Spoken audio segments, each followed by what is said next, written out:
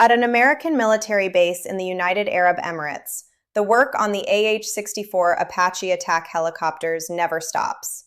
Not for a single moment, day or night.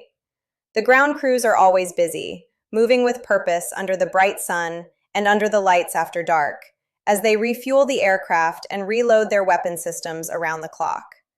This base is very important because it is the main place where American pilots take off from to fly into the Strait of Hormuz. Their mission there is to destroy Iranian Shahed drones, which have been attacking American bases, Allied positions, and the oil tankers that travel through that busy waterway. The work is constant, and the crews know that keeping these helicopters ready is a job that never ends. After the helicopters are fully resupplied with fuel and weapons, some of the Apaches lift off into the air and fly out toward the naval vessels positioned in the Gulf. They carefully land on the flight decks of those ships, and then sit there on standby, with their engines ready and their pilots waiting for the next call. Other helicopters do not stop at the ships, and instead head directly into the Strait to begin patrolling the area. The rotation is constant, like a machine that never stops moving. There are helicopters going out to the ships and into the patrol areas. There are helicopters coming back to the base to get more fuel and more weapons. There are helicopters waiting on the ships, sitting quietly but always ready to launch in an instant. Everything is planned to make sure that there is always an Apache in the air or ready to take off at a moment's notice. When Iranian drones appear on radar, the information reaches the ship first, where the radar operators are always watching their screens. The operators in the Combat Information Center, which is the brain of the ship, detect the incoming contacts, carefully classify them as hostile, and immediately relay all the data to the Apache crews who are on standby.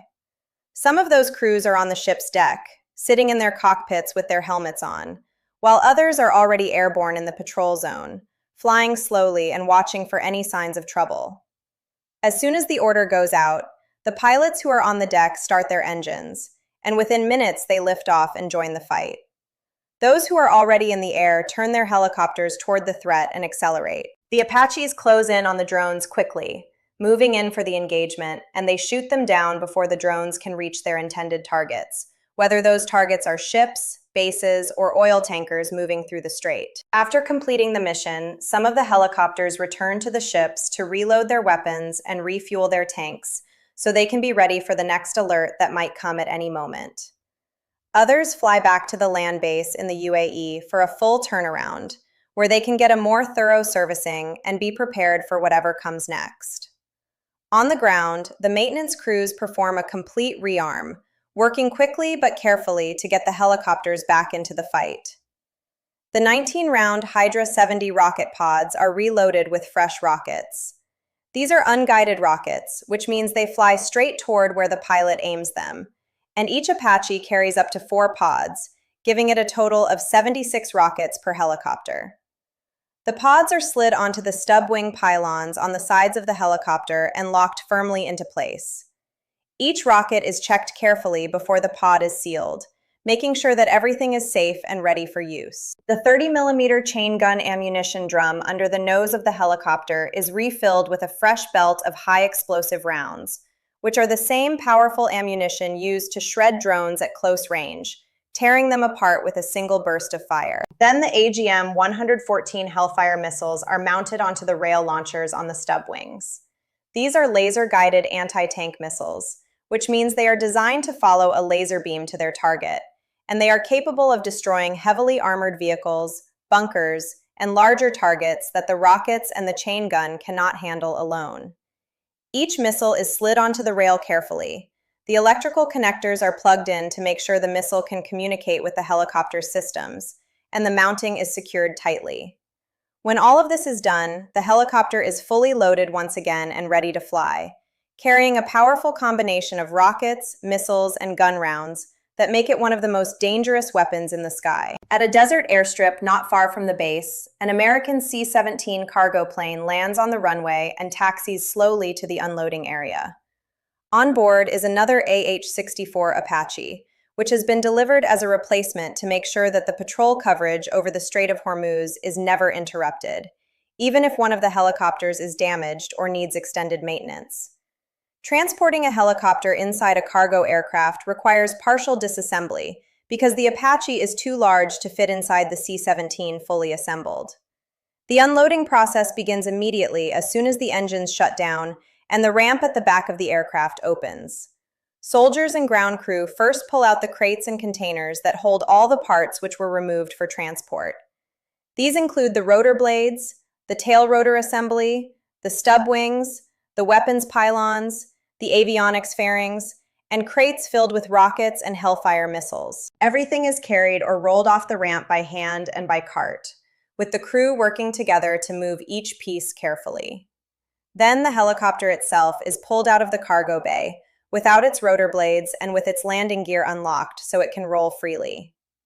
The Apache is rolled down the ramp manually, with a large crew guiding it and keeping it steady to prevent any sudden movements. It takes many people to maneuver the airframe off the aircraft and onto the tarmac, because the helicopter is heavy and must be handled with extreme care. Every step is done carefully to avoid damaging the sensors on the nose, the weapon systems on the sides, or the airframe itself. Once the Apache is off the C-17 and sitting on the tarmac, it is hooked up to a military tow vehicle that will pull it to the assembly area. The crates of parts and ammunition are loaded into the same vehicle and onto a flatbed trailer behind it, so everything arrives together. The convoy drives slowly across the airstrip to the assembly area, where the mechanics are already waiting with their tools and checklists, ready to begin the work of putting the helicopter back together. When they reach the assembly area, the mechanics get to work without delay.